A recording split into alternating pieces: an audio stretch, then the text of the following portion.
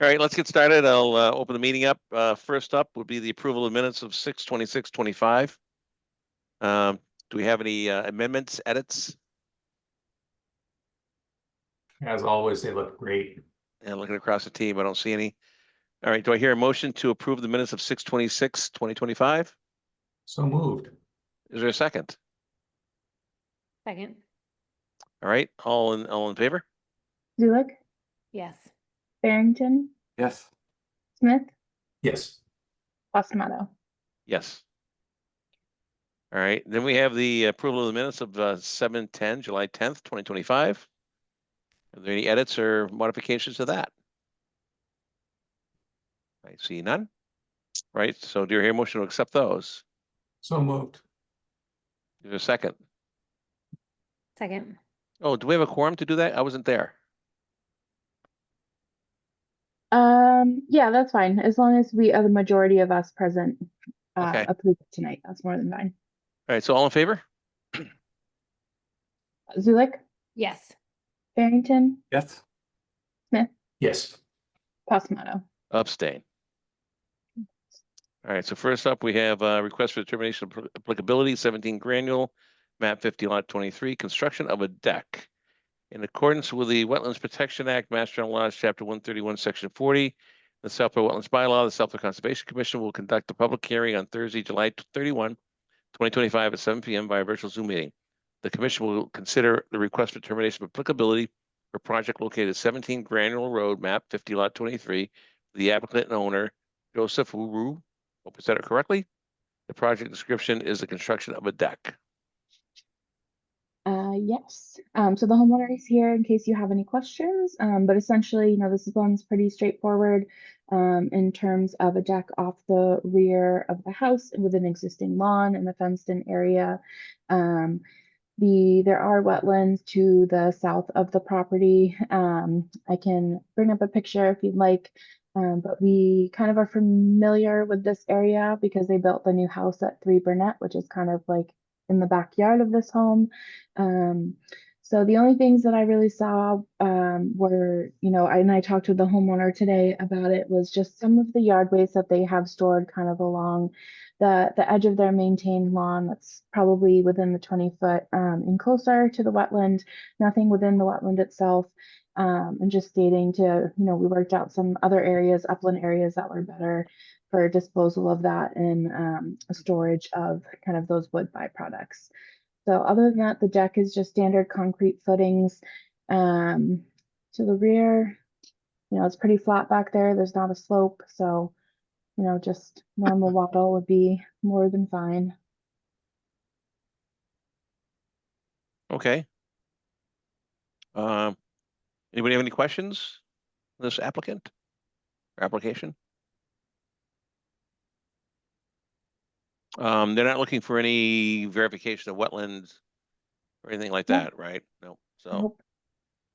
So I think that I would suggest a move for a negative determination of applicability with some notation around the yard waste, Melissa. Okay. Anybody else have any comments with respect to that? Agree, disagree? No, sounds good to me. Okay, do I hear a motion to issue a negative determination of applicability for 17 Granule, map 50 lot 23? So moved. Is there a second? Second, All in favor? Zulik, yes. Barrington, Yes. Smith, Yes. Postmato. Yes. All right, Joseph, that's a good thing. So I'll reach out to you tomorrow with your permit and you'll be good to go. Thank you all. Thank you. Have a good evening. Next up is notice of intent, 36 Corderville Road. Removal and reinstallation of the golf club underground irrigation system in CR compliance. In accordance with the Wetlands Protection Act, Mass General Laws, Chapter 131, Section 40, the Southborough Wetlands Bylaw, the Southborough Conservation will conduct a continued public hearing on Thursday, July 31st, 2025 at 7:10 p.m. via virtual Zoom meeting. The commission will consider notice of intent for the project located at 36 Corderville Road, map 45, lot 2 for the applicant Mark Purple, Town of Southborough. The project description is removal and reinstallation of the golf club underground irrigation system. Good evening. Hi. Bill Cundiff, DPW Superintendent. I'm here on behalf of the Select Board. This is a continuation from the prior meeting. We were in a position at the last meeting where we did not have the DEP file number. Since then, we have received file number as well as some comments from the DEP. The DEP comments largely circulated around an error that was in the original filing, which we corrected prior to the last meeting. The error circulated around indicating a number of square footage of disturbance in the BVW, which is not the case. We have no disturbance in the BVW. It's all buffer zone work. So all of their comments circulated around that. Okay. So in terms of, have we updated the application? Yes, we have. Okay. All right. I'm going to ask our consultant from Lucas Environmental to have any commentary here. Yeah, I do have some general comments. Unfortunately, I wasn't able to complete the review prior to the hearing, but that should be coming shortly. I did walk the course on July 23rd and took a look What'd you at score? Yeah, I almost got hit a few times. It's a pretty tight You area. gotta wear a helmet out there. I was trying to stay out of the way, but and it was a busy day. It was a beautiful, nice day. So there were a lot of people out there. But I paid particular attention to those areas within where work is proposed within 100 feet of the delineated boundaries. One of the things I was surprised at, I know the delineation was done in just this past April, but unfortunately there were quite a few flags missing or where the labels had completely worn off and were unreadable. So that slowed me down a bit because I had to try and figure out what I was looking at for flags, and in some spots there were a number of missing flags, so I really couldn't accurately determine whether the line was correct or not. There were a couple of areas where the fairway is maintained right up to the edge of obligate, in fact, wet vegetation like cattails, and hydrosoil extends up into the fairway. In those areas, the hydrosoil maybe 10 feet or more, not much more in some spots. Primarily, those are located near the general area of that first stream crossing on the first hole.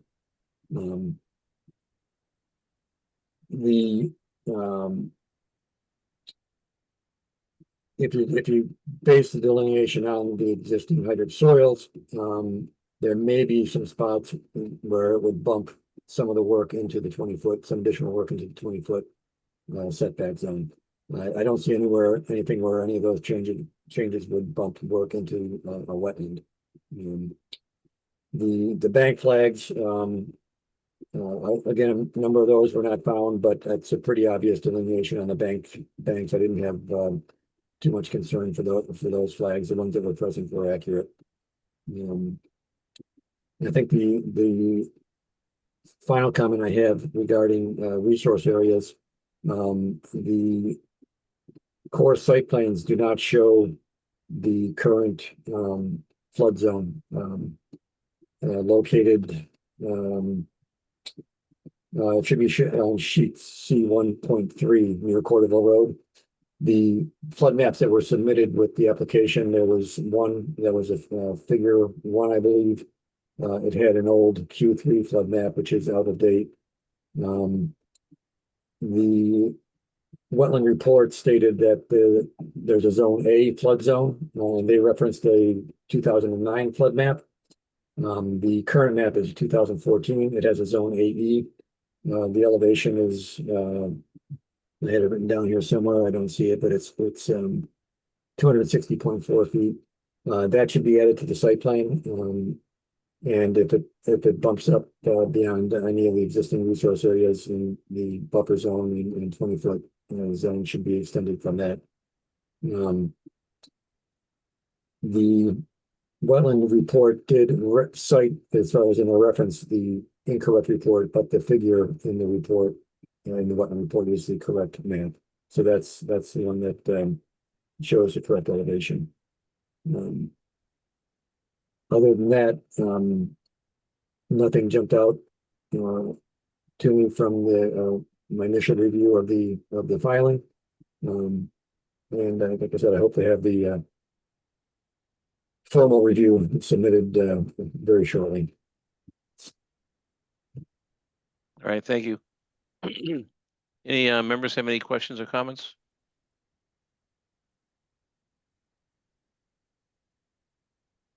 No, nope, okay. Joe, anything with respect to your outstanding review would warrant us to continue, do you believe? Is there anything that we would need to have a response from the applicant? I think the only potential things are if some of the, if the applicant wants to have a wetland consultant, their consultant meet me in the field to take a look at some of the hybrid soils in those areas, and also adding the buffer zones and setbacks from the flood zone. There is work,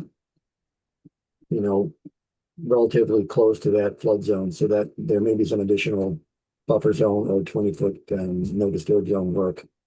The commission might want to discuss whether or not that could be added to the plan afterwards, but I would think that you'd want the correct impacts before closing. The other thing I'm thinking is that this is the replacement of an existing an existing irrigation system. So I think the impact is going to be temporary as they replace the irrigation system. If I'm speaking out of turn, let me know in terms of being wrong there.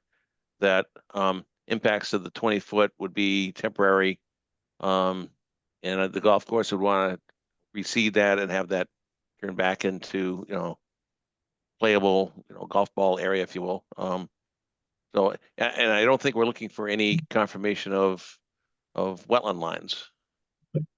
So I'm just wondering if And I will say I did look at some of the aerial photos going back, and it does not look like there's been any increase in the limit of mowing up there. If it's been the historical line, even though it may be wet, it looks like that's been the mowing limit for quite a while. Yeah, and the area, Joe, you're probably talking about for the commission is the area that we probably allowed one of the foot drains to be put in within the last couple years, and they actually gave back 10 feet, I think, that they stopped mowing. So that is probably even going to be less close, but yeah. So it's probably an area that we already know is been encroaching and saturated for quite a while. Yeah. is that on hole 1 down by the stream? That Yeah. lower area down there? That's what I'm thinking of. I don't know, Joe, that's Yeah. the same area. Yeah, that's the area I'm thinking about. That's the area. Yeah, so if you go at the actual crossing, if you go across the crossing, the area to the right, it's pretty wet down in there.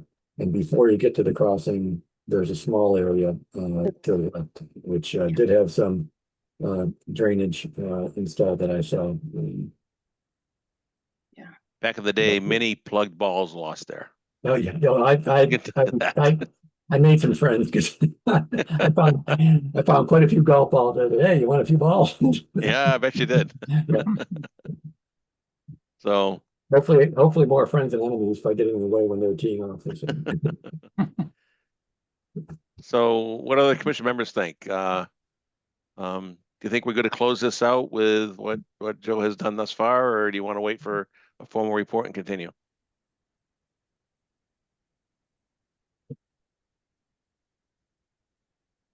I kind of agree with you, Mark, that given the very temporary nature of the disturbance and the fact that the plan is to restore it to its original condition afterwards. I don't know that the additional information would influence my vote at all going forward. That's where I'm at, Ben. So, rather than dragging this out, I'm thinking, Joe has given us a verbal review of what he's seen out there at this point. Waiting for a write-up and continue it to another 21 days. Yeah, I don't think it's going to change anything. yeah, I'm fine with moving forward, closing it out. Okay. All right, so do I hear a motion to close the hearing? I'll make the motion. Hold on, do we want to ask the public first, just in case? Oh, I'm sorry. Sorry. Sorry about that. I don't know if Is anyone- there anybody from the public that would like to make a comment or question on this application? If you do, please raise your hand and Melissa will let you in. Don't see any hands. No hands. So you embarrass me for nothing. Sorry. Keeping Okay, you so now- legal. Okay, thank you. We'll get in trouble. Oh, look at that. Hi there. Okay. Okay, bye, Mommy. Okay, bye. Is that your youngest? No, middle. Okay, I was gonna say, if that's your youngest, oh my gosh, time's flying by. He was out on the golf course a couple weeks ago, so he knows what it's like. They're collecting those balls. There you go. All right, so do I hear a motion to close the hearing? So moved. Is there a second? Second, Okay, all in favor? Zulik, yes. Barrington, Yes. Smith, Yes. Basmato. Yes. All right. All right, thank you. Thank you. One last question. I assume after we meet with Sudbury Valley trustees, we can wrap up the issue on the conservation restriction. Because the board needs to take some action on that too. Yes, that's my understanding. Okay, great. Thank you. Ben? Ben, is that your understanding as well? Yeah, so You're a we conservation are- restriction expert. Yeah, so we are very much the junior partner in that. We serve only an advisory role. SVT are the deciders on this issue. We don't have the ability to overrule them. We're just advisory. So basically, if SVT is good to go, first, I can't imagine us not agreeing with them. But from a procedural standpoint, they have the final say. Okay, we'll keep you in the loop. Or just actually, if I could interject real quick. So I did talk with Kristen from SVT. She was waiting for us to have this decision for the order of conditions. I did put it on the agenda, CR compliance, because we were kind of going back and forth. So if it's the commission's finding and want to make, some sort of verbal statement that they believe this to be in compliance with the CR and have no objections to the installation, I can convey that to SVT, because in reading through the CR, it's only like if we object, do we then kind of, go against the recommendation of SVT and like do that formal process. So if we wanted to make that formal, we have issued this under the WPA wetlands bylaw, but also, have no objection under the CR. I can convey that to SVT, and that might just help move things forward if the commission would be okay with that. If I can jump in, I know the CR, I was on the CR committee, and the CR allows for first, the maintenance of the existing irrigation system, as well as the installation of additional irrigation infrastructure. This is something it's pretty clearly, and Melissa, I know you've read through the CR as well. It's pretty clearly allowed in the CR. So I think Melissa has a great idea just to streamline things. I would recommend that the commission, maybe we should vote on a finding that we believe the project to be in compliance with the CR. Just let me know if this is done. You want to put forward a motion, Ben? I would love to. I move that we make a finding that the proposed irrigation work here is in compliance with the conservation restriction on the Southborough Golf Course. Uh, No. Go ahead. Did you second, Kevin? Oh, no, you're just seconding his motion. Yeah, Okay. okay. All in favor, and we should include in the OOC, I believe. Zulik, Yes. Barrington, Yes. Smith, Yes. Passamato. Yes. Okay. Thank you for your time. Thank you. Thanks, guys. Have a good night. All right, so next we have the request for determination of applicability, MBTA commuter rail ROW, confirmation of resource area boundaries. And my understanding is they've asked for a continuance? Yes. So they finally got back to me this week in response to some of the questions that we had on those specific areas and spray zones. Didn't answer anything about a possible Zoom site visit, and just kind of had some general comments of why things could have been in a limited spray versus no spray. So I responded and suggested sending some photos of the highlighted areas that I had originally sent to help, show the commission what exactly is there, so to demonstrate what their findings are. So they're not available tonight, so they've asked to continue. So hopefully we get something in time for the next meeting. But they've requested to continue until 8/21. Okay. So, since it was previously opened, do I legally have to read the, no, I don't. All right, so since it was previously opened, do I hear a motion to accept the continuance to the next hearing date? So moved. Is there a second? Second. All in favor? Zulik, Yes. Barrington, Yes. Smith, Yes. Passamato. Yes. Yeah. And then where's something, okay. And then we have the request for determination of applicability, 6 Dairy Farm, map 72, lot 27, installation of a shed. That needs to be continued. Correct. So we can't even open that meeting up, so there's no discussion on that. So it's just gonna be continued to the next meeting or a meeting to be determined. To 8/21. They just didn't pay the legal ad in time, so it didn't get in the newspaper. Okay. All right, and then we have notice of intent. Oh, can we have a motion on that though, just for, It's not, it hasn't been opened or anything. or just to open and continue? So There's that nothing to we don't- open. Oh yeah, well, I guess, yeah, we haven't posted it anyways. Okay, never You mind. haven't posted, yeah, it's. Yep, yep. It's a, oops, a blip. Yeah. Right. All right, so then we have notice of intent. ROW within Latticewormer Road and Boston Road, replacement of utility poles and construction improvement of access roads. Let me find my here. Okay. In accordance with Wetlands Protection Act, Mass General Laws, Chapter 131, Section 40, the South Shore Wetlands Bylaw, the South Shore Conservation Commission will conduct a public hearing on Thursday, July 31, 2025 at 7:30 p.m. by virtual Zoom meeting. The commission will consider a notice of intent for a project located within the ROW of Latticewormer Road and Boston Road for the applicant New England Power Company. The project description is replacement of utility poles, construction and improvement of access roads. ROW meaning right of way.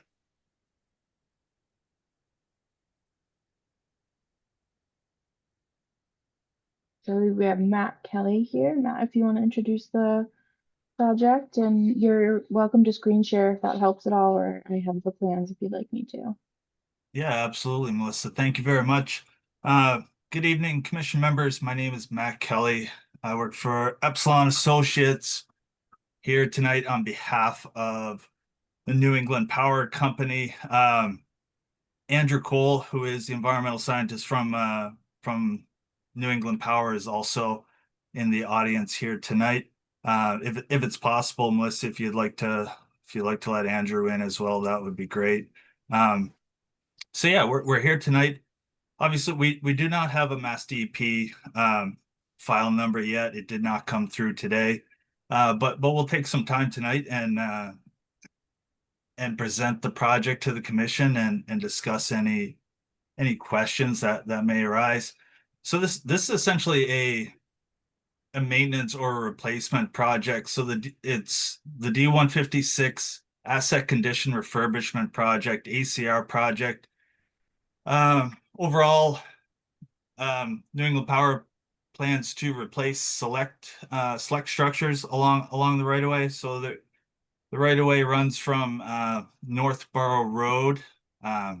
There's a Northborough Road substation, and it extends to structure 81 in Southborough, adjacent to the Sudbury Reservoir Dam.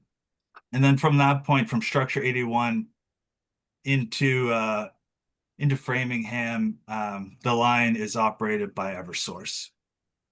The line is actually owned by the state, and the two utilities have a section of the line which they are responsible for maintenance and operation.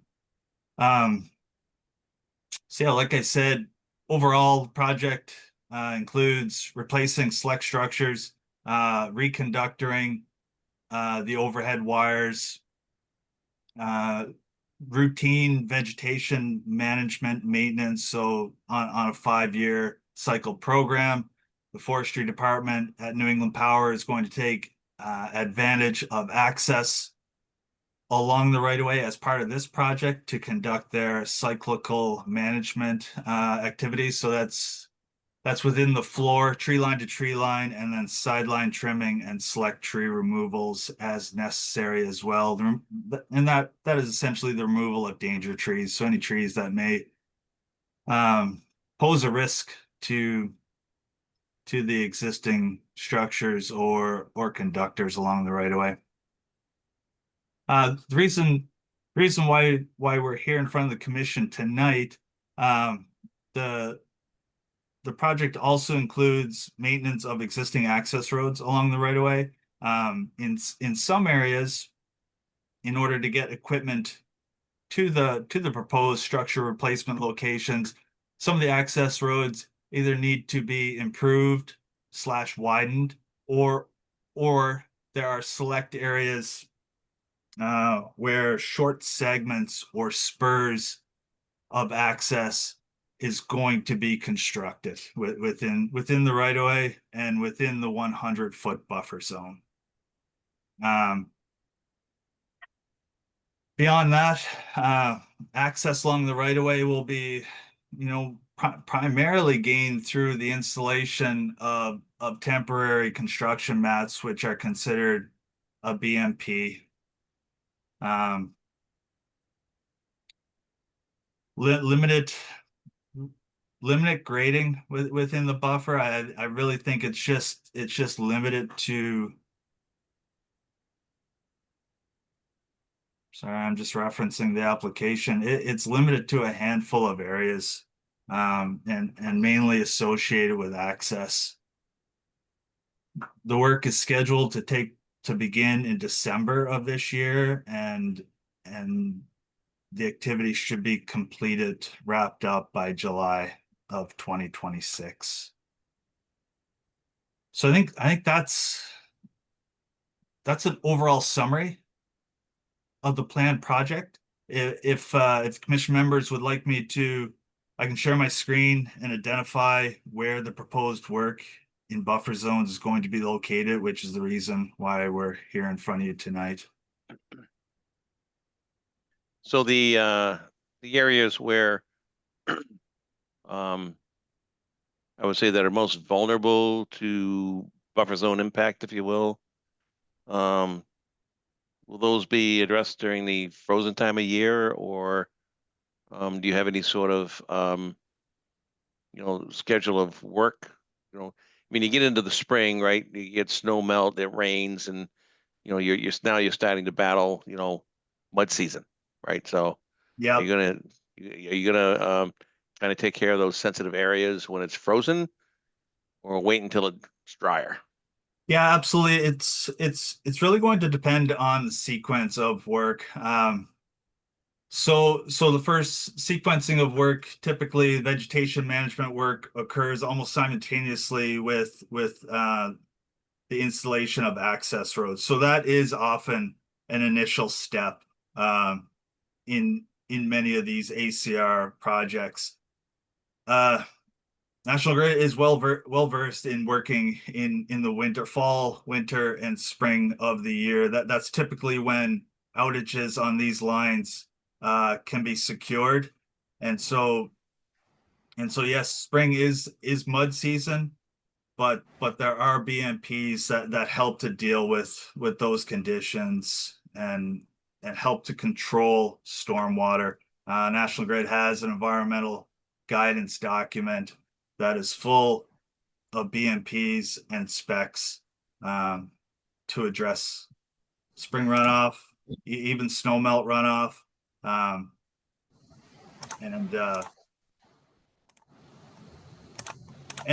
using conditions, site conditions to to control stormwater runoff as well. Yeah, the only thing I was going to add, Matt, is like in large part looking at the resource maps, there's a lot of construction mats that are called out. So there'll be installation of mats, which is one of those BMPs that is going to maintain that condition underneath, and it's going to distribute the weight. So in terms of those seasonal changes, we're going to sequence it. Typically, they would go from maybe Northborough Road and continue on their way towards the end of the line and be installing. So vegetation work coming, matting going on, and then line crews coming through doing those direct embeds and things like that. So it's kind of going in sequence with those BMPs being installed. And my understanding is that this work is going to be done on kind of those green big poles. They go from Northborough over to the Fayetteville Dam area. Is that right? So that's like in DCR property, that sort of thing? Yes. That's correct. Yeah.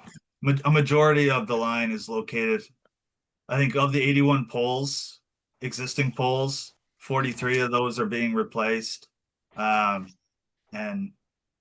I believe all but 3 are located on DCR property. And we are in contact with DCR. We will be working with the Division of Water Supply Protection and securing a temporary access permit for the project.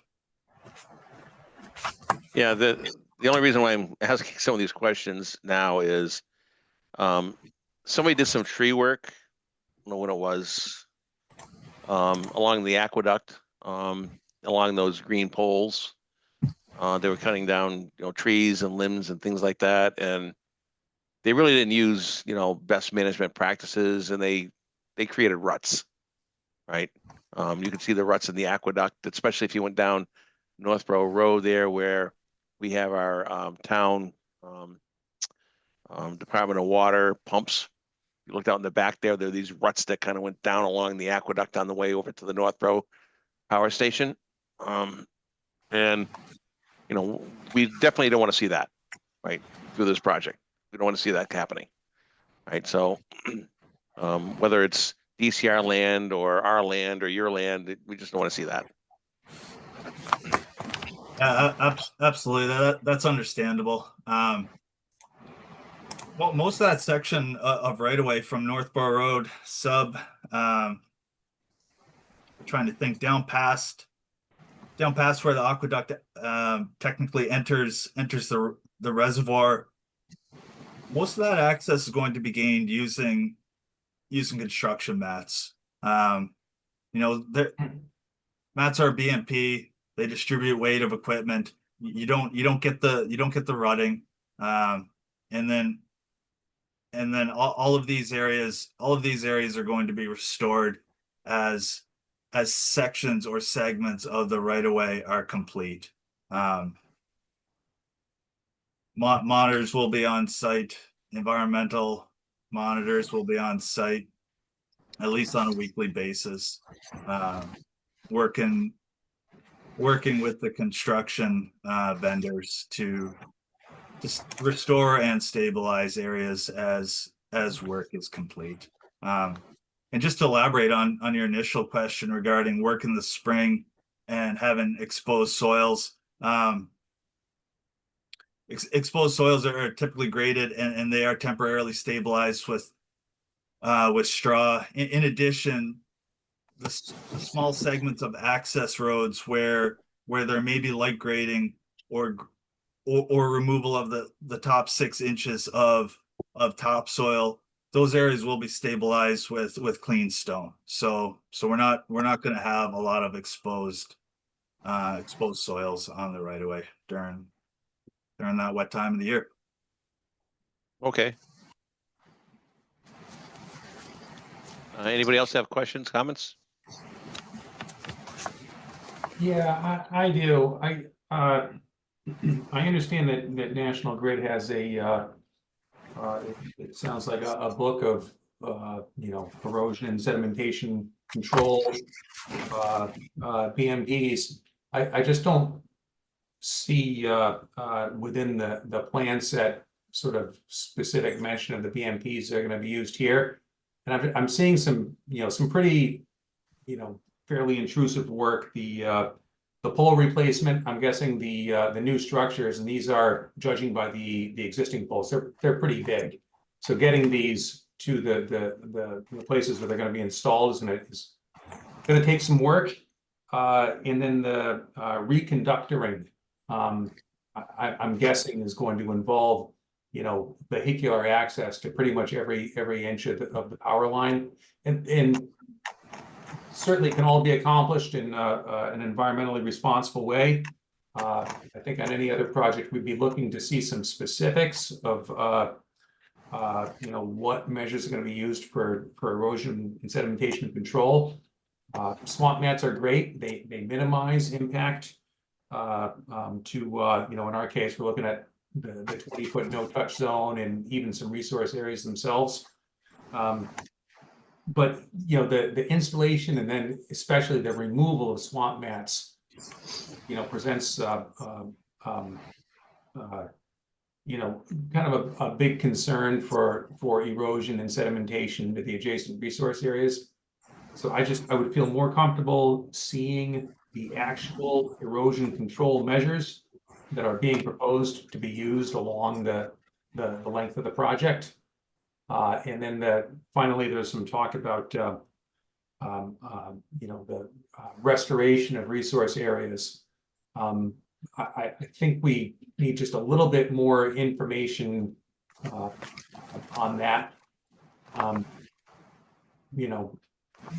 If National Grid has a document that they use to guide themselves on this, even if it's just the relevant sections of that, I think would be helpful to us in acting on this. That's what I've got. Yeah, absolutely. So I mean, typical sedimentation controls that are used in these types of projects are straw wattle, straw bales, silt fence, the controlling stormwater runoff through the use of water bars, installing water bars in access roads as necessary. Restoration often comes down to restoring grades, restoring existing grades to an extent practicable, grading, minor light grading, and then mulching to get that temporary stabilization and seeding with either an annual rye or a conservation seed mix, depending on how sensitive the area is. But yeah, absolutely. So as part of the notice of intent, National Grid's it's known as the EG 303 environmental guidance 303 for New England, and it was included as part of the notice of intent, and it has detailed specifications for all the standard sediment and erosion controls that National Grid or New England Power Company will deploy during projects like this. Happy, I guess, Mr. Smith, if I don't know if what the best way is to provide that information to you. If the commission is requesting us to provide more detail there, we'd be happy to do so. But just a little clarification there would be great. I'm sorry, I'm trying to both listen to you and make sure, look through our online filing system here and make sure I didn't miss something. The EG 303 manual, it was submitted as part of the NOI, is that? It was submitted as attachment F, and it's a large document. So in the electronic copy, we may not have included the pages, but we did include it as a USB drive. Page 133 in the big PDF document, if that helps, Ben. Okay, is it the actual NOI document? The NOI DTS document. Okay. I apologize if I missed it. No worries at all. Yeah, thank you for that. It is there in the PDF copy. Okay. All right, that gives me some, I apologize for missing that in my first go through here. I understand we're gonna be meeting again about this, so this gives me some sort of meat to look through. So thank you very much for the clarification. Yeah, absolutely, and no worries at all. Yeah, these documents are pretty big, so Yeah. there's no doubt that you could overlook it. There's a lot of pages here. The only thing I was going to add, Matt, is I think in attachment C, the environmental resource maps, there's kind of reflection of the construction mats and then line work that would reflect kind of an erosion control line in certain areas. So that's kind of some expectation for the contractor to perform the work. There are instances where you have a construction matted pad, kind of the entire envelope, and the replacement pole is situated in the center. So you have mats around it. So that work is disturbed in the center and it's contained by those mats.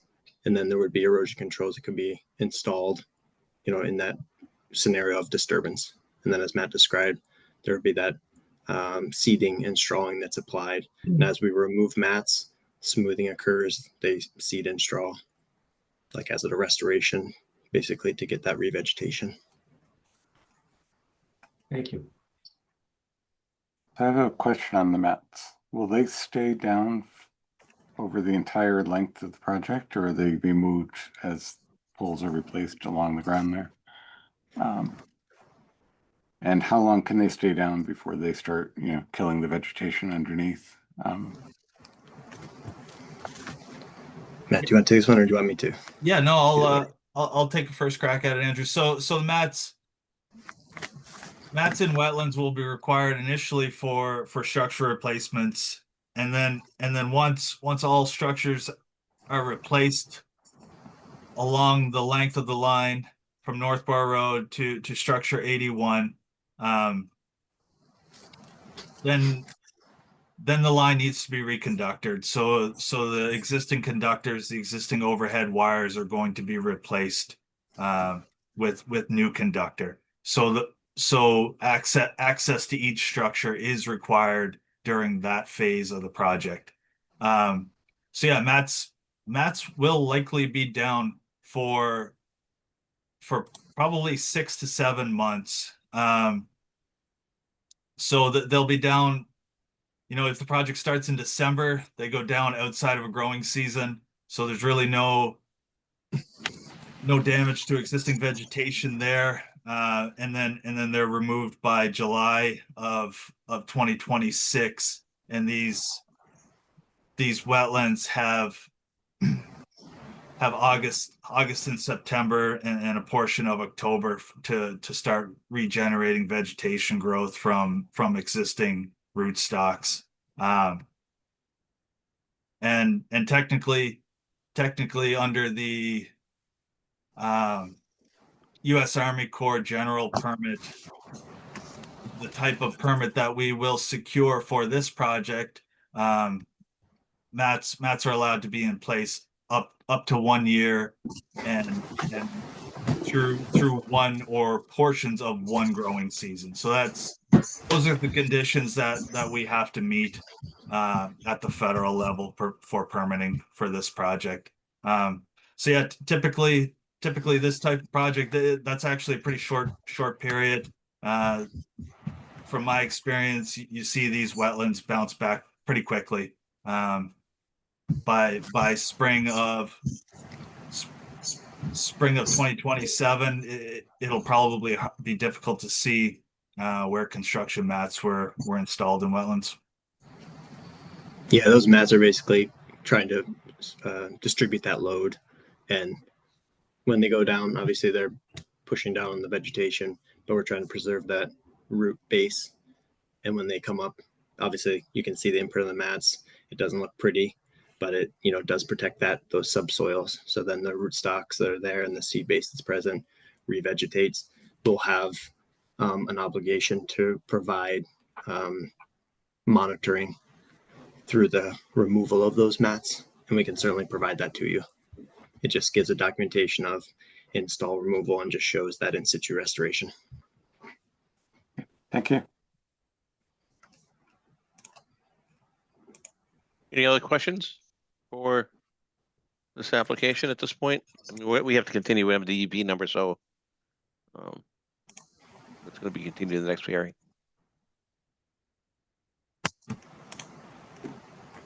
Okay, anything from the public?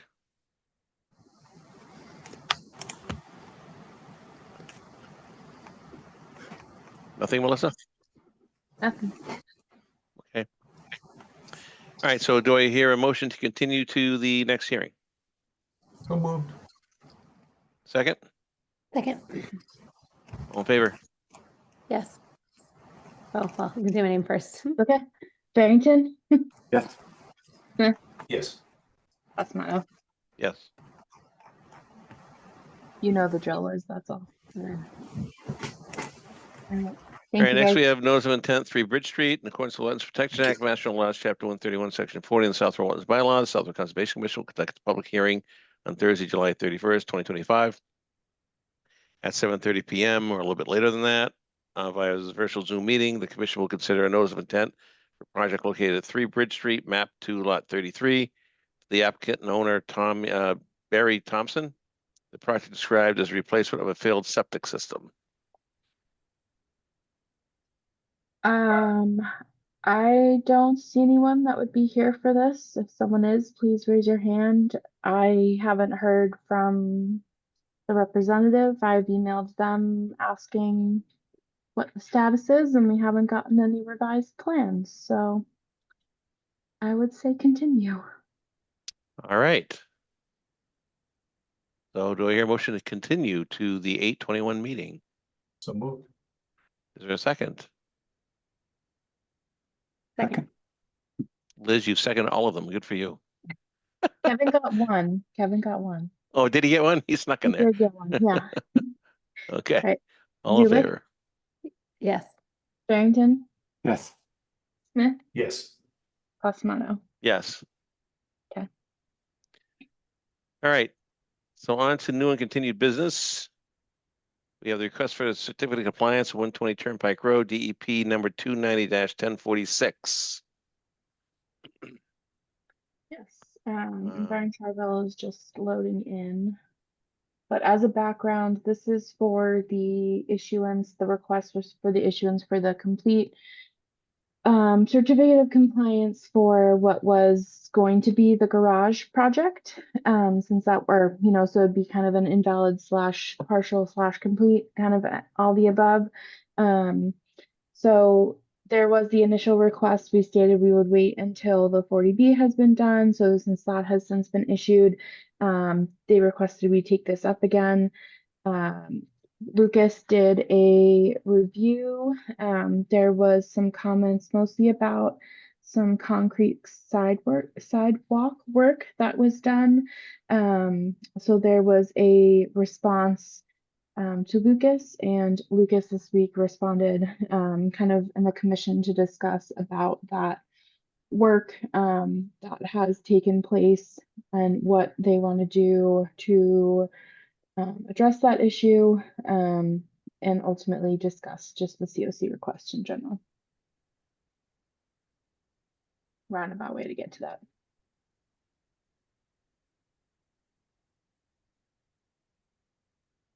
Okay. So, so it sounds like, the COC at this time is probably not appropriate. Yeah, I don't know if you want Joe to go over, maybe that'd be a better explanation of Sure. what his We'll hear from Joe. comments were and what he was thinking. Yeah, I just brought the point up, initially that there was some recent, sidewalk and concrete work, and I guess would be the north end of the building, outside of any area that was approved for, work under the order of conditions, previous order of conditions. And that work appears to be within the buffer zone to, building land tip of the flooding.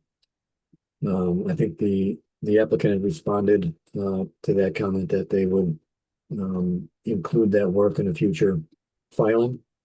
And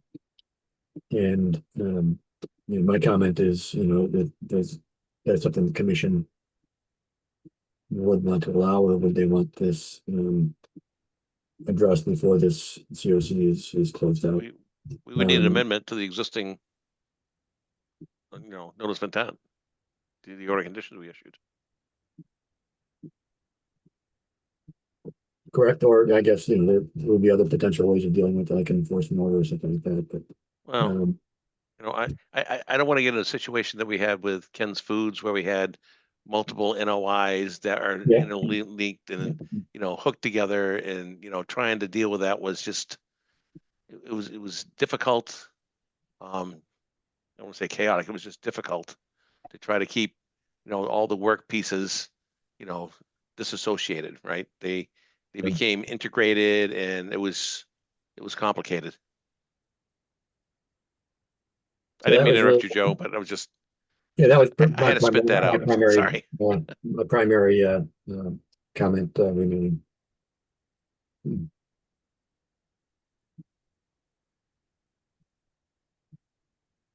Again, I didn't mean to interrupt. Did you have more?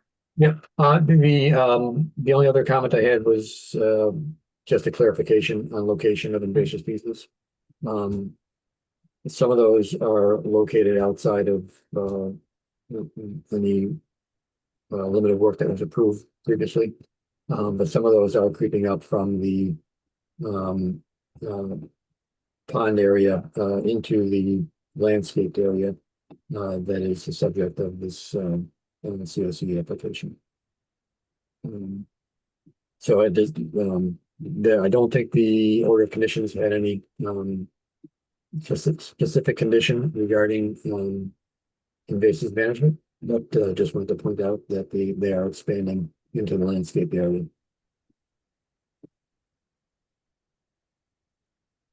Okay. Thanks.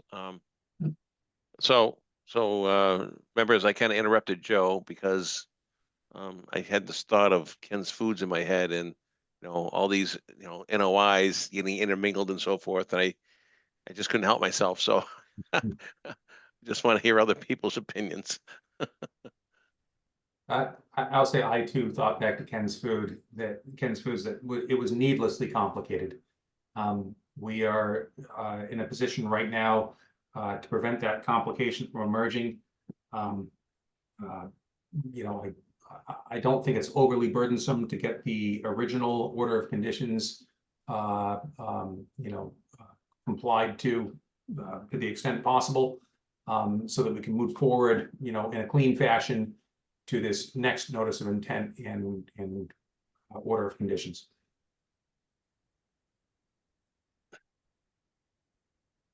So what I'm hearing is that what we would look for would be an amendment to the existing NOI that's describing the work that has been done in addition to what's in the NOI, so that we can amend that And then we can responsibly act upon, you know, a COC for that at the appropriate time, and then have a cleaner NOI for any further work going forward.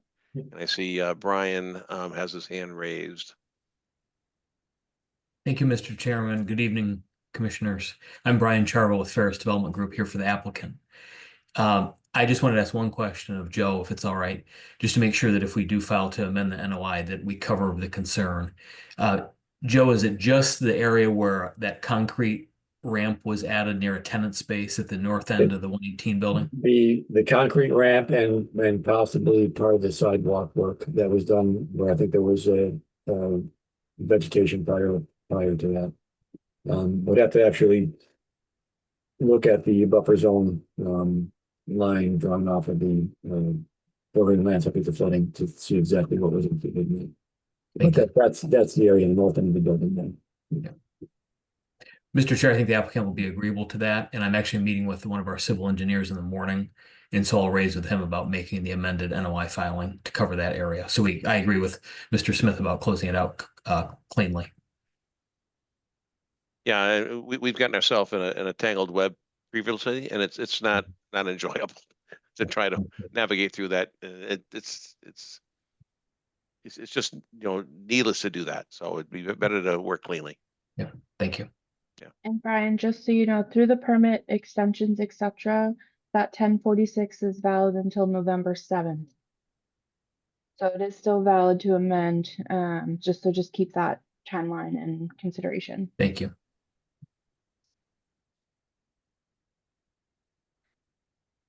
All right, so at this time, we're not going to take a vote on the COC. We'll wait for the amendment to come in. Got it. Okay, next up is the enforcement order 250 Turnpike Road stream restoration plan. I'm going to step away for like 2 minutes. I'll be right back. I need a bio break. Thanks. So I'll We technically don't have quorum. So we have to. So yeah, we'll wait. Gotcha. We'll wait. So you know what? I'm doing the same thing.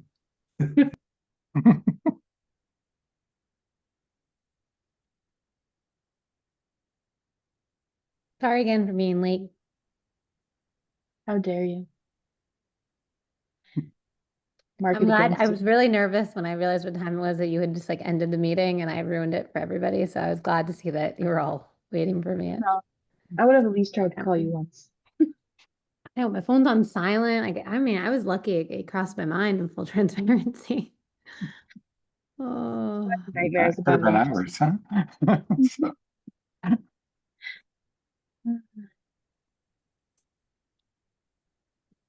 I know I have nightmares that I've just forgotten and we've had a meeting or something, or I've lost track of time and just completely blew well, past that's me.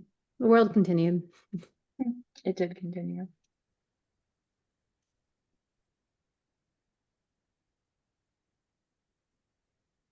we had one, Melissa, when you were out, where half the town lost internet, and we had to cancel it. So. Back. Is that the one where Lara maybe also forgot to tell Joe that the meeting was canceled? I heard about that one too.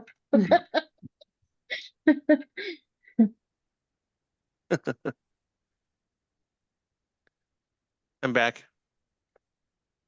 And so is Ben. Ben stepped out too? Yeah, I figured, you know. Okay. Yeah, so enforcement order 250 Turnpike Road stream restoration plan.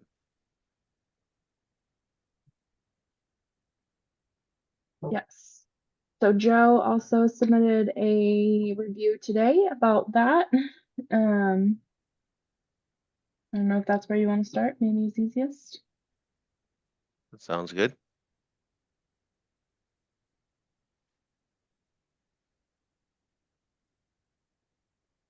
Is that to me? Yes. Sorry. Okay. Up to you. Okay, I did review the plan, and overall, I thought it was a pretty good plan. I did have a couple of comments and some clarifications, that I requested. First off, the narrative describes the restoration of 60 linear feet of bank based on previous conditions of the stream channel. And then the plan that was submitted, if you scale the length of bank shown on the plan, it's about 80 linear feet along the center line. So looking at, you got approximately 80 feet of bank on either side of the stream to consider when you get to the planting plan, which I'll mention in a minute. The other part of that comment was that we requested the applicant describe the source of information that will be used as the reference for the quote previous conditions of stream channel. If they have detailed topo photographs, etc., some information on that would be helpful. They also note that the wetland bank flags will be confirmed by a qualified wetland scientist. We recommend that the originally approved BVW and/or bank delineation flags be restored by survey location, so that the original channel in BVW as were previously delineated. Also recommend that a plan stamped by a professional engineer be prepared for the restoration, including proposed elevations and a stream cross-section detail. Typically see those for a stream restoration project. The narrative states that 100% biodegradable erosion control blankets will be used, which we agree are appropriate. It just would also request that no plastic netting, even if described as biodegradable, be included in the erosion controls. Those tend to take a long time to biodegrade, sometimes end up catching critters and getting stuff tangled in them. We do concur with the proposed monitoring and reporting schedule. As I noted, with based on the site plan, 80 feet of bank on each side of the stream. The applicant was proposing 12 shrubs, which works out to about a little over 13-foot spacing for the shrubs.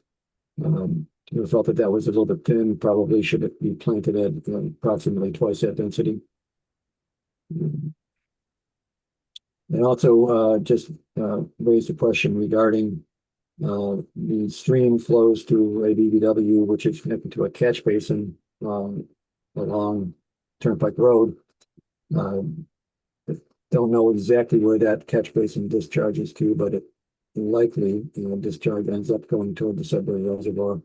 The area is within a outstanding resource water as tributary to a drinking water supply. So there may be a requirement for the 401 water quality certification application for the work, in-stream work. That maybe should have some further discussion with Mass DEP on that topic as soon as its restoration. But there was work that was done in the stream and more work to be done, which may trigger the 401 application requirement. And that covers my comments.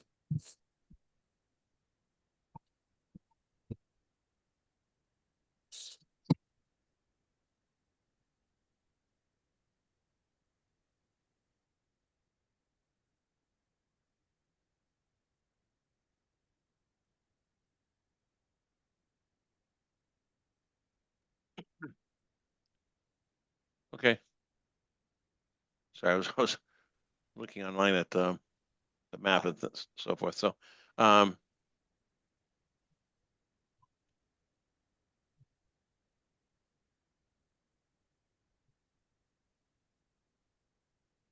right. So, Joe, have those comments been provided to the applicant or to the 250 Turnpike, or are they just?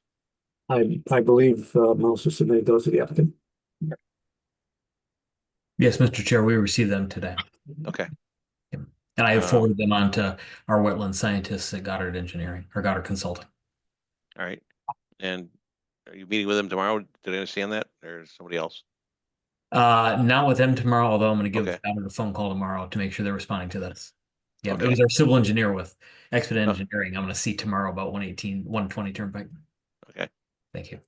I don't know if you were bundling them together or not. So, all right.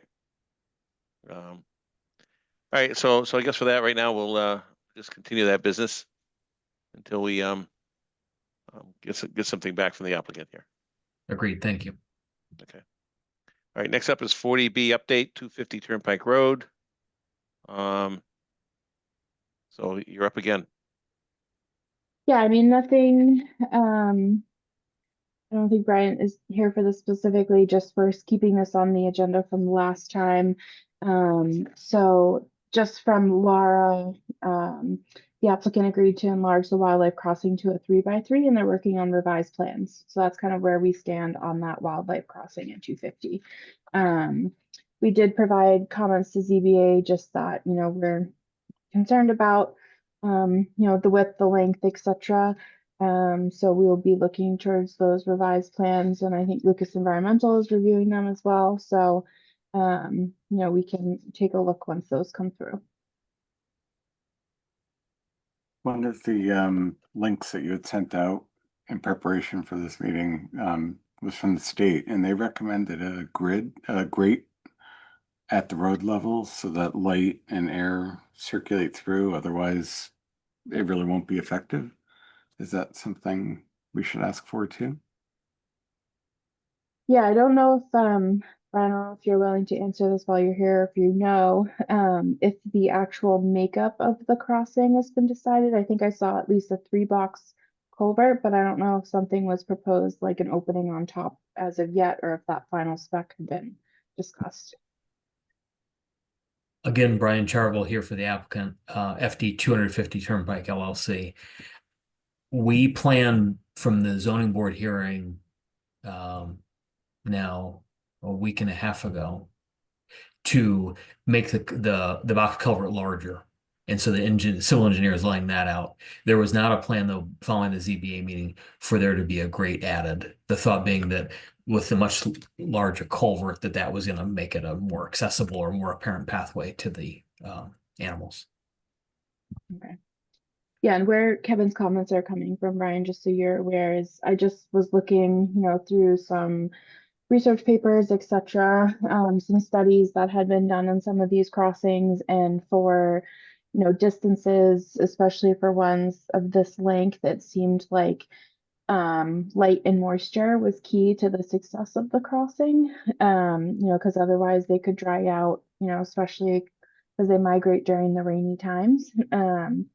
So that might be something that comes up. I don't know, Joe, that's anything that you have encountered as well, or maybe might come up in commentary in the future. But yeah, I've seen references to grates. I will need to look into that in a little more detail to see where they may be appropriate or necessary. Yeah. So just things that would come up and looking at. And following this, I'm happy to have the civil engineer look at adding it. I just think that the location of that grate likely would be in the middle of the driveway roadway.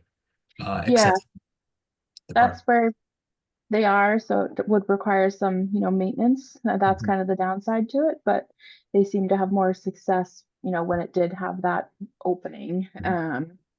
So it's kind of that pro and con of making sure that it's done properly in a way and maintained properly so that it still functions. From what you saw, Melissa, was there a length and width recommended for a grate? I can't remember specifically, but I can definitely check and send you what I'd sent to the commission at the very least. Great. That'd be great. Thank you. Yeah, I think the idea of having things like, Jersey barriers along divided highways where animals try to get across, they get the Jersey barrier, they can't get through, they go back to get run over, is kind of what's trying to be prevented here.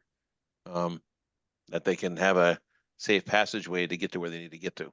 Mm-hmm. And that's part of, certainly along with the below grade and below road service culvert, I know the plans call for there to be angled curbs so that there wouldn't be anything that inhibits the animals if they happen to be at the road level, which we intend for them not to be, that they would still be able to traverse it and not get stuck. Right, yeah, yeah. Mhm. And also at the entrance and exit, that it not be squared off where they run into something and they think they can't get through. They can, it's curved, they can find their way through, right? So, Understood. their brains are small, but they know where they're going.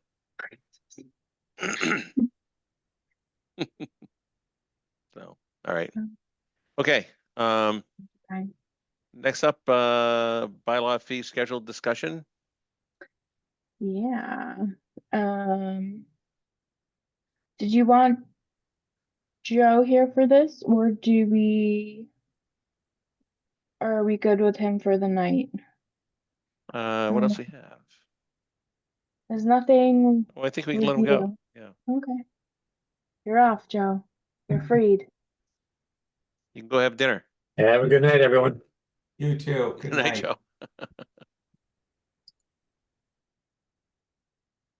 All right. So this is a pickup from some conversations we had originally discussed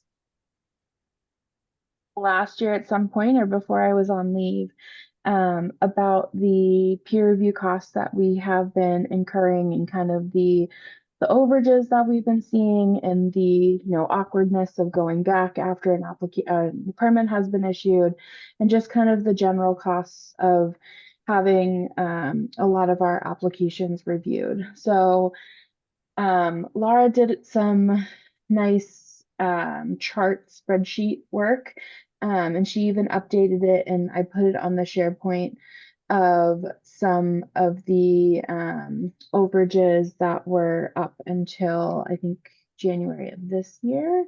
So she expanded from last time it ended in June of 2024, and she continued on. So you'll see like a lot of it is very burdensome on residential side. Commercial side, we're golden, the fee schedule as we have it. And this is, to be clear, this is the consultant review fee, not necessarily our application fee, what we put in the local. You guys were pretty clear you didn't want to raise kind of application fees. They also seem pretty consistent with other communities. So it really shouldn't be offsetting the cost of the peer review. So we kind of looked at it in twofold. One, the cost of peer reviews in general, and just the fact that our base hourly rate for peer review has increased and our fees haven't in 10 years, while the rate has gone up, $10 an hour for a couple years, and every 2 years for now, and for a while. That and just the amount of hours that are spent on a peer review. So we try to come up with an ability and places that we can help to mitigate the costs, mostly to residents and homeowners, especially on what I'll call simpler projects, our everyday run-of-the-mill. We get our primary applications that I think we will be getting in the future is septics, pools, garages, additions. That's really the standards that we get. And so in trying to pull back the burden on the cost of an application, because we do want people to do the right thing, we do want people to apply for a permit. I did upload into the SharePoint like a potential peer review scopes. And a lot of this is shifting some of that, especially residential peer review, and having me do the sole review of the application, site visit, etc. Especially with work that is greater than 50 feet from a wetland, which the majority of our applications have been recently.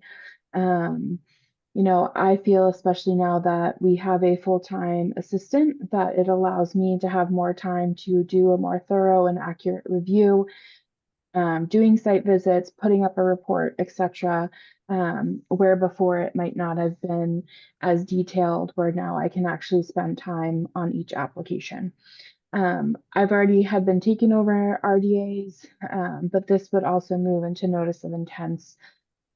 And again, kind of those between 50 and 100 feet at the very least, if work is only within that area, having me be the sole reviewer, not sending to peer review, so I can take a general look at the wetland boundary, make sure there's nothing crazy obvious that would, really impact the property and project, and then the scope and any potential conditions, like we already get. And then what we would still have peer reviewed, would be closer, 50 feet in, unless maybe it's something very, very minor, like someone has to put, a 2x2 bulkhead or something, but anything within 0 to 50 feet, we send for peer review. And I kind of also wanted to break down a little bit more of what exactly is being peer reviewed, because I think a lot of time has been spent on Lucas Environmental looking at flag by flag on projects that maybe don't need things flag by flag. So thinking of things that are, work that's within 0 to 20 feet, yes, we should be reviewing that boundary for general accuracy, make sure there's not crazy differences that would impact that 20-foot no touch, but work that's 20 to 50 feet or more away, reviewing that line for general accuracy, we could call it 70 there, so at least, 3 to 5 feet even, depending on the proximity. And, not needing a detailed report of this flag needs to be moved, X amount of feet. I think that will save a lot of time, ANRADs, I would always still send to peer review. I think that's important. Commercial and subdivisions, we can still send to peer review, but it's really taking the burden off of residents. So I kind of wanted to get your thoughts on transferring that and what you thought about kind of the standard peer review scope and if it made sense to you, if there's things you wanted to change, whether it's distances, or, things that you do or don't want Lucas or myself to do.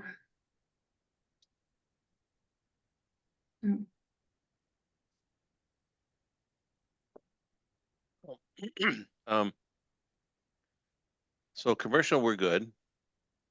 Subdivisions were good, right? So it's really about, individual residents' applications for what they're going to do. So, if the wetland line is being asked to be determined, which requires somebody like, Lucas Environmental to go out there and do soil samples and that sort of thing, we probably need them to do that. And for that sort of an application, if it's being asked for, maybe there's a surcharge for that, right? Because they're asking for the wetland to be delineated. Yeah, I mean, so I think the issue is that in almost all the projects we get, they're not necessarily asking for a wetland confirmation, but that's kind of the precedent that we've set, is that our peer reviewer is looking at that wetland boundary kind of for confirmation. So that's one area we could pull back on if we still wanted to send certain applications to mark, to your point exactly, and say, unless it's an ANRAD or unless they're, explicitly requesting, we're not reviewing the wetland boundary. Yeah, and then in the notice of intent, we can explicitly say that that hasn't been done Correct. for Yeah. that application, and issue the NOI based on that fact. Yeah. So that doesn't become part of their deed of records, and if they were to sell the home, that kind of thing, right? All right, so Right. you put a deck on, we didn't validate where the wetland line is. We just said, okay, you can do it, and here's what you got to adhere to. Protect the wetlands as you're supposed to, or maybe it's a negative determination, whatever it is, right? Yeah. But I agree, sending and burdening homeowners with that sort of peer review oversight is burdensome. Yeah, I mean, and quite frankly, a lot of the applications we're getting, sure, it's different properties, it's slightly different layouts, but the fundamentals of what they're doing is pretty much the same. Pool septics, garages, and additions. It's pretty standard stuff. We've got it pretty down pat. There's always going to be that one or two that really throws us for a loop, or it's a lot of grading or, something like that. But a lot of these sites, we have kind of our even extra special conditions that we put in for pools, that we put in for additions, for seating, for landscaping, etc. So I think I am at a point where I am gladly ready to take more actual reviews on. That's one of the parts that I like doing. I like being able to get out in the field. So I'm very happy to have Laura as full time so I can not be chained to doing random desk things. And not that I don't mind that either, but I think this will hopefully alleviate some of that residential burden and help to streamline things a little bit better. So kind of, and then, I think I still will propose that we look at our, even taking a fresh look at our bylaw regulations, just to make sure there's nothing that we want to add, and amending our regulations only because our bylaw fee schedule is in there. Because I think our base consultant fees still should be raised. Not to say that they need to be submitted, but if they are, I think it shows a better representation of what the costs would actually be. So I can put together kind of more of a proposal of the actual fee sheet. Sounding like you guys are okay with what the next steps would be of what that would look like based on the averages that kind of Laura had put together. And maybe talking with Chris about, can we agree on a not to exceed hour or, money wise that you tell us, is the average. And as you're approaching that, you need to tell us before so that we can request extra funds and we're not going backwards, after a permit is issued and, kindly asking someone to fork it over when they have their full right to do their project. So that's what, I think that'll help. I think that'll be good. For projects that are, commercial or subdivisions and those kinds of things, if the application is provided such that it has a lot of holes in it, requires more and more of our consultant overview, I see no reason, it's okay to go back to them, the applicant, and say, look, you had a insufficient application, right? And our oversight, reviewer identified that, and they had to spend more time on it, so it's going to cost you more, right? So they're paying the engineer to provide the initial application. If the engineer didn't do everything they were supposed to do, and our consultant is, finding the holes, then somebody has to pay for it. It's got to be the applicant. Yeah, and it's not, those ones don't seem to be the issue. It's kind of just the ones that seem to throw us when we get the bill that seem to spend way more time than we would have expected on them. Not necessarily that they had holes in them, but it just, whether they had spent more time reviewing a wetland line, when it wasn't necessarily something, when it was 1 foot here, 4 foot there. So it's, I think, going to clean things up a little bit so we have that, not to exceed. And so I'm gonna show my age now, which I don't want to do, but it's gonna come out. That before years and years and years ago, we didn't have any consultants, right? So it was the board or Melissa, you in your role that went out and did everything for subdivisions, corporations, for homeowners. So if you have the bandwidth to be able to take on, the decks, garages, pools, I'm all in for that, all in. So that's just me, one person on the board, but I'm all in. And I would like not to send any of that to the consultant. So I also have a lot of confidence in Melissa, and Melissa, I'm assuming you've taken the MACC wetlands delineation courses, and you've got a great handle. You've got a great handle on what you're looking at. And also, listening to what you said, you know what, a bad day in the field beats a good day in the office, hands down. And I understand your preference for getting out in the field and reviewing this stuff. And honestly, I implicitly trust your judgment on it. And I don't think we're ever going to be steered wrong. If you are willing to take this stuff on, I think it's great.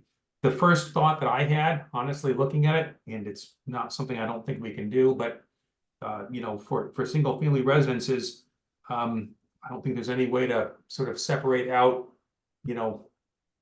owner occupied single family residences versus those that have been purchased by a flipper or something like that, where we could separate them out. We just, we can't really do that. I think this is a great course to take to, settle down the overages that we've been seeing. So yeah, I think it's a great proposal. Great. And I'll buy you an auger. I know, somehow we don't have some in the office. That's on my list for this year because I used to have one in my car and then it disappeared somewhere. So, but I mean, it's what I like doing. I mean, I do it in the town I lived for for this meeting. I was out standing in the rain in the subdivision looking where the water flowed. So I like a good Okay. rainy day. I can't get away from it. Kevin, Liz, you have any opinions on this? I mean, this all made sense to me when I looked at it, so I liked it. Yeah, I'm supportive of reducing the cost of the burden there. So I think it makes sense to kind of lean away a bit from the consultant usage as we can. Perfect. All right, Melissa, there you have it. Perfect. Love it. Okay. I'll work on next steps. Let's see, what's next? Farm update. I saw that seed's been planted. Yes. Well, first was Chestnut Hill Farm updates, but there's no update Oh, is it? there. Yes. You got your hills messed up. Okay. Wow. Okay. But yes, for the farm dump, everything is seeded. So they're just picking up their final last equipment. The wetland seed went in, I think, on Monday. That's that first corner. So the one thing that kind of was the hard part at the end was the meadow restoration.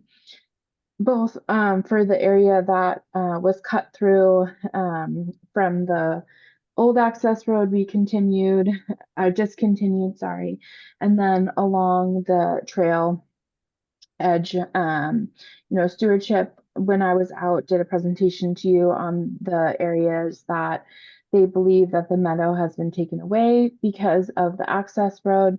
So we did, they had submitted a document to me stating 3,000 square feet of impact, and doing some rough calculations with, me looking at aerials and our engineer, we were having trouble coming up with the same square footage. So we took a walk out with Joyce and Freddie and the contractor and our engineer last week, the week before, time escapes me, to kind of go over the areas and come up with, a mutually agreeable solution. The commission had talked about how they wanted full-size plants, I believe, to be replaced for the meadow that was destroyed. And it, I think Strategic, who specialty is, solid waste cleanup, came to realize that they are probably not the best people to do this work. Not that they are unwilling to, and they have very much wanted to make that clear that they would be willing to do whatever is needed to restore the meadow. But the time, the effort, in terms of watering and establishment, and then just kind of the expertise that's needed is not in their wheelhouse. So they instead requested if giving back money would be acceptable. I thought that was a great alternative. So what they have done is taken the $10,000 and then money that we had saved for not using the geotextile fabric to put towards the restoration for the cut through and along the trail access. So not only kind of, and there was a disagreement of how much had been taken along the trail for the access road. So I think the give back of the money is actually going to get stewardship the full extent of meadow that they believe was lost versus what strategic may have thought, the area had been. So the first order of business would be stewardship requested that the area through the cut through be sprayed to kill off the weeds. So strategic was going to do the soil prep, thinking that it was kind of tilling and killing off the vegetation, but because it's herbicide application, they don't have those licenses. So going to see. I'm just asking Joyce and Freddie who explicitly they use, because I think their meadow expert now does work under J&J. So just making sure that we're going with the right company that they have been using, and following the proper procurement. But I want to make sure that we get a contract in place, ASAP to make sure that that process get started in time, and then that will also allow us to have it, the multi-year process that it needs to be versus strategic just coming in, putting plants and plugs in, and then kind of us bearing the burden of making sure they survive. So I'm hoping that is long-term a more successful route.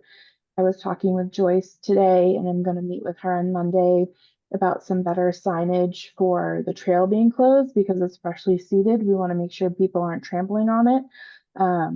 You'd be amazed how many people just blow past you when you say this section is closed and they think, no, I'm okay.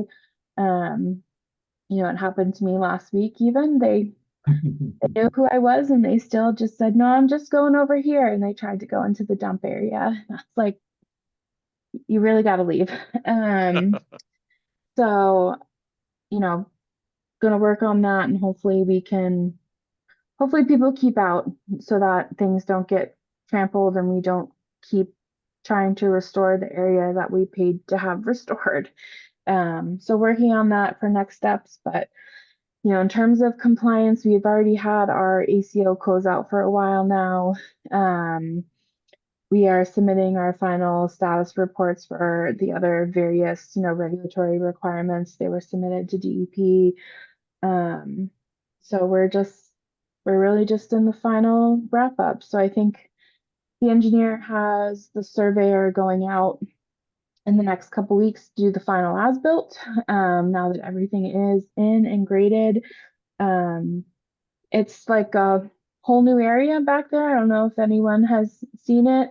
You can kind of like come down the hill and look at it from the top. The little, I guess, swale that they mated, I think will turn into a nice probable vernal pool. I've already seen frogs in it. It's a little algal right now with all the rain.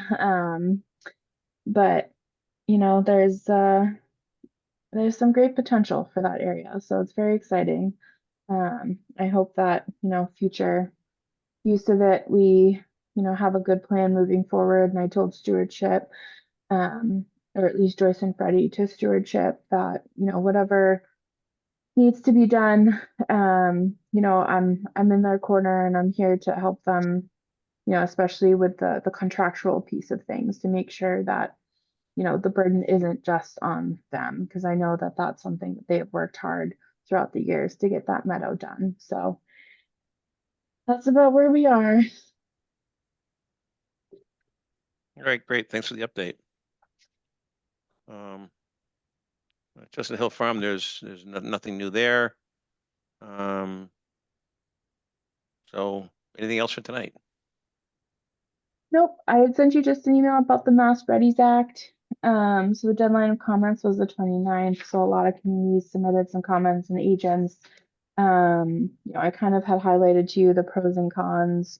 Some of it was some of it was good, adding, climate change resiliency to an interest and, determination processes, etc. But a lot of it was concern about like the priority housing projects and culvert replacement projects and how, it could exempt more by people claiming it's a priority housing because it's undefined so far. So we'll see where that goes. I'll keep my eye on that. I know there was the big request was for to have the WPA aspect taken out of that bill. So we'll see what happens. But I think that's pretty much it.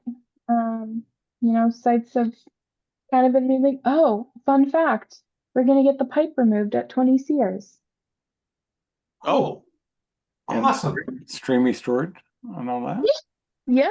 So they're changing the driveway access, or they want to, because of some sightline issues that they've had coming in and out of the site. And so they're getting like an easement onto the adjacent property that includes the pipe, and therefore they're proposing to remove the rest of it. Good. Fantastic. So happy day. Happy day. Happy day, I saw that. Yeah. Like, oh, okay, thanks. Great Yeah, to that's see. a whole fight that just now doesn't ever have to happen. That's fantastic. There you go. Awesome. Yeah, because these homeowners were happy to do it. It was Wow. the others. So yeah, weird stuff. But so I think that's actually going to be on for the next meeting. Oh, great.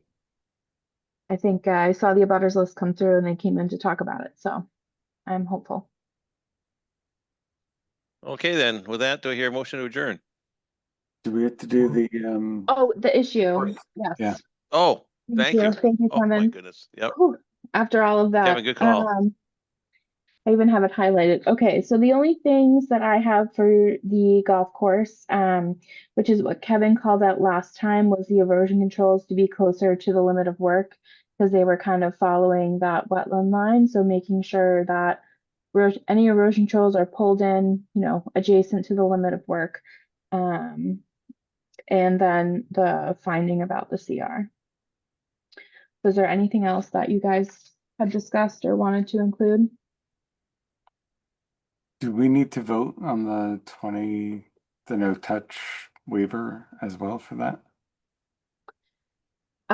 Yeah, I would make a finding, yes, that you are approving work within the 20-foot. Work. Within 20 foot, since it's replacement in kind. Right. Okay. Do you make that part of the order of conditions? Mm-hmm.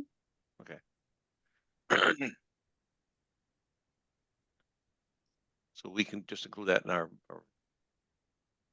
NOI Yeah. vote here. Yeah. Yep. So the condition so far is erosion controls to be following closely the limit of work, and that the issuance of this order is also issuing the waiver for work within the 20 foot since replacement of irrigation in kind. And this And work just is the allowed. finding of the CR. Yeah. Yeah. Okay. All right. Do I hear a motion? So moved. Is there a second? Second? All in favor? Gulick, Yes. Barrington, Yes. Smith, Yes. Pasmano. Yes. Perfect. So now, Now you can. is there a motion to adjourn? So moved. Second. Second. All in favor? Zulik, Yes. Barrington, Yes. Smith, Yes. Pasmano. Yes. All right, my friends. I'll see you in 3 weeks.